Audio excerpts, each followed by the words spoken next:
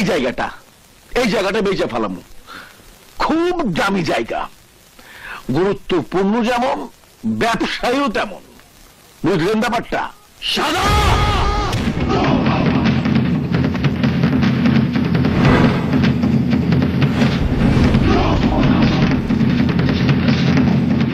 ওই জমির দিকে যে হাত বাড়াবে তার শরীরে হাত বলে কিছুই থাকবে না।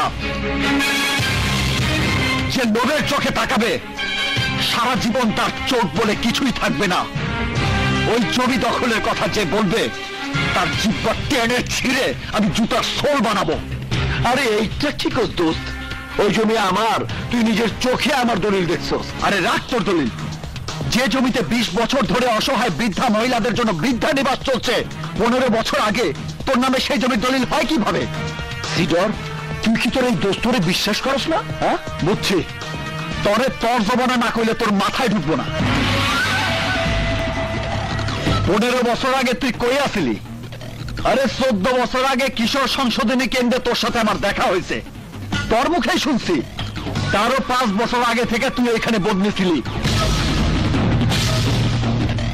তাহলে 15 বছর আগে তোর নামে দলিল হইল কিভাবে? ওই মিয়ারা জাফর, ফট ফট ফট, নইলে সিডরের তাণ্ডব দেখাই দেব। তাণ্ডব কি ভালো করলি না সিডর? তুই তো জানস নাম আমার সাদা কিন্তু ক্যারেক্টার লাল। তুই যখন দোস্তের মানই রাখলি না, দোস্তের মান দোস্তের জায়গায় ঠিকই থাকবো। আরে দোস্তি জিন্দা থাকে কলিজার ভেতর, আর মিথ্যার উপর বাইচা থাকে দুশ্মনী। সত্য মিথ্যা বুঝি না। ওই জমি আমার চাই, আমি যা চাই তা হাসিল কইরাই ছাড়ি। ওই জমি আমি দখল কইরাই ছাড়ু। চল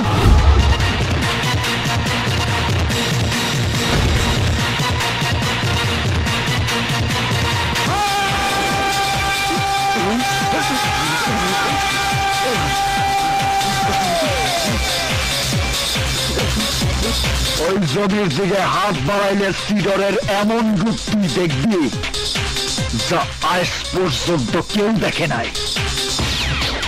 সিডরের মাইরা ফালায় আমি মুন্না হইতে চাইছিলাম তোর জন্য, শুধু তোর জন্য আমি সিডরে বাঁচায় রাখলাম। শুধু তোর বলে ডাকস তাই, নইলে এমন কাম করতে তুই আমারে পাঠাইছিলি যার প্রতিশোধ দিতে শুধু তুই না, তোর এই পাপের রাজ্য আমি সার করে দিয়ে যাইতাম। মনে রাখিস, সিডর যদি আবার আসে তোর উপরই আইব, সেই দিন তোর কোনো অস্তিত্বই খুঁজা পাওয়া যাইব না।